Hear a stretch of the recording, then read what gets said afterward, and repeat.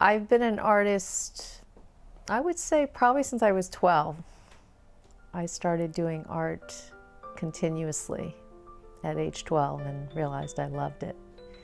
Took my first clay class with a teacher that looked like Joan Baez and was going through a divorce, and it was the 70s, and really connected with her, and was signed up for the class by my mother.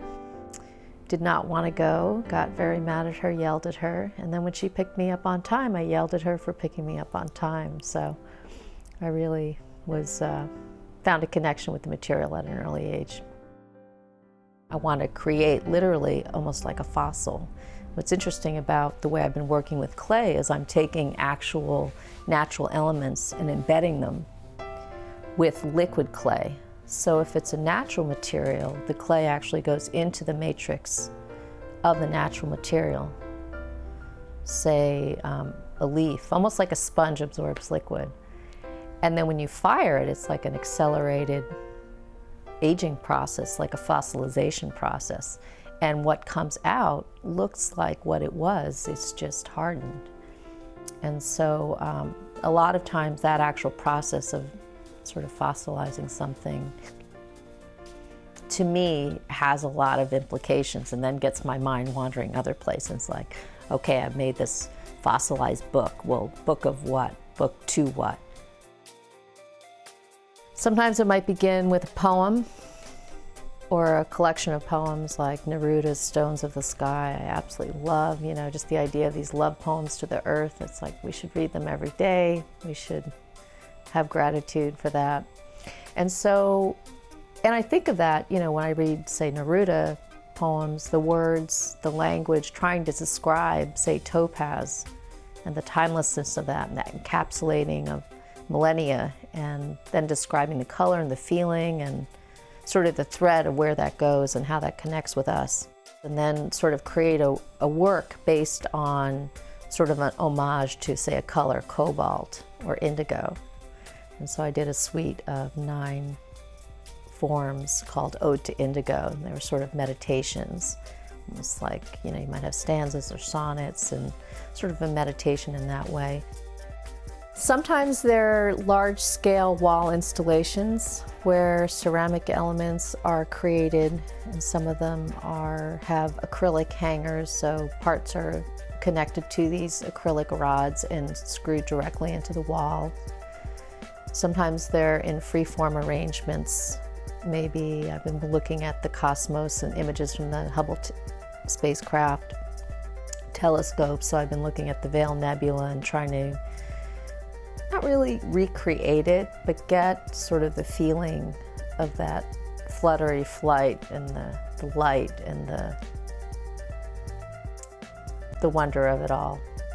And other times they are collections of objects with painted perimeters. So there might be a 20-foot funnel-like form and all the painted on the wall in a contrasting color, and all the objects are literally filling that 20-foot form and just sort of cascading down the wall. My German grandmother, my Großmutter, she was interesting. She did fashion illustration for a local fashion house in Vienna. So we have her original illustrations from 1919, quite remarkable. The actual image of the Veil Nebula, what does it look like? What's involved? How would I make something from that? And sometimes I know paper-thin sheets of porcelain, something that flutters, feeling of flight, translucency, delicacy. So delicate when I stall it, I almost break it. I love that. It's material, but it's not ephemeral. Certainly it's not. It's material, but it has that feeling of fragility and flight. My grandfather's sister went to Kyoto, Japan in 1919 and studied ceramics with a Japanese family. So there's pictures of this tall Austrian woman with this Japanese family in 1919, and she actually worked at the Wiener Werkstätte, which is interesting. And so I have a figure of hers, it's It's almost like an elongated, seated on a base, Mondigliani type figure, nude. And so it's in my legacy, clay. Who knew, 1919?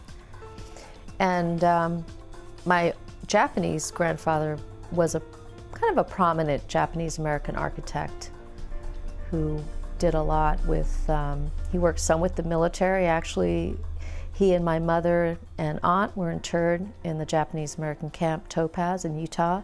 So he actually helped build the camp.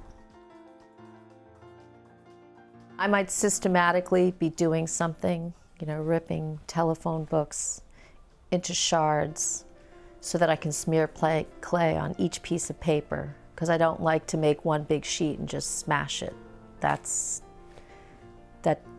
different than the care of each individual one, and the individuality and the anomalies that might not happen because of that. Because after 100, I'm not really smearing it adequately, so I'm going to get little openings and passages, and some look more lacy and some look more tattered. And you know, so those are the things that when they come out of the kiln, I notice, and it brings me back.